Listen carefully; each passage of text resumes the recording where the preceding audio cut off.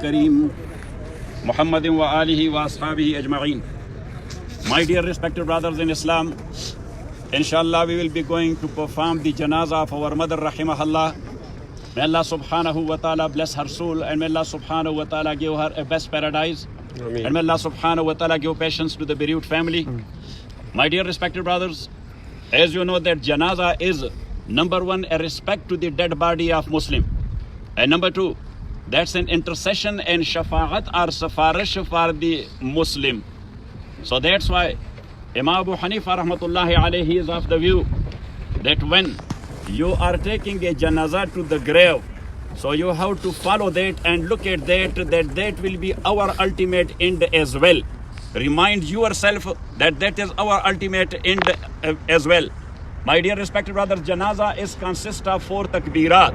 So 4 takbirat are unanimously considered as farz in janazah. For example, if somebody does not know anything else and he stood in front of a dead body of a Muslim and he said 4 times Allahu Akbar, Allahu Akbar, Allahu Akbar, Allahu Akbar. So the farz janazah is done. Whatever we are reciting there after every takbir, so that is sunnah. As majority of us, we are Hanafis. So after intention or making intention and takbir-e-tahrima, we are reciting sana. Subhanakallahumma wa bihamdik. Wa tabarak asmuk wa ta'ala jadduk wa jalla thana'uk wa la ilaha ghayruk. There is only one extra word, wa jalla thana'uk. Otherwise, the same sana we are reciting in every prayer of ours. And after the second takbir, then we have to recite salat ala nabi sallallahu alayhi wa sallam.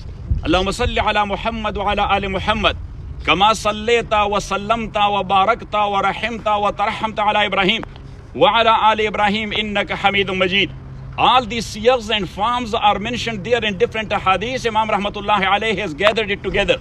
If somebody has not memorized it yet, he can recite the same darood or salat he is reciting in his prayer. Allahumma salli ala Muhammad wa ala ali Muhammad kama sallaita ala Ibrahim wa ala ali Ibrahim innaka Hamidum Majid. The third takbir. And then after the third takbir, we will recite dua. Allahumma aghfir li hayyina wa mayyitina wa shahidina wa ghaibina wa saghirina wa kabirina wa dhakarina wa unthana. Allahumma man ahyaytahu minna fa ahyihi ala al-Islam wa man tawaffaytahu minna fa tawaffahu ala al-Iman.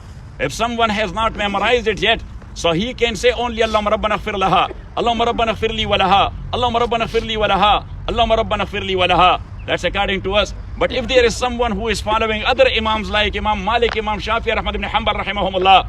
So Imam Shafi and Imam Ahmad ibn Hanbal, they are of the view that one time you have to recite Surah Al-Fatiha either after the first takbir or after the second takbir. As far as the case of Imam Malik is concerned, he is not reciting anything else but only dua for the dead. Allahumma aghfir li wa laha, Allahumma aghfir li wa laha, Rabbana atina fid dunya hasana wa fil akhirati hasana wa qina azaban nar, Rabbi aghfir li wa li walidayya wa lil mu'minina yawma yaqumul hisab. So after the 4th takbir, as there is nothing to be recited, so you have to leave your hands hanging, and then we will be making salam, and after that we will go for the burial. But only one thing else, and that is whosoever will attend the janazah of a Muslim for the sake of Allah. We are here for the sake of Allah. Yes. Say it. We are here for the sake of Allah.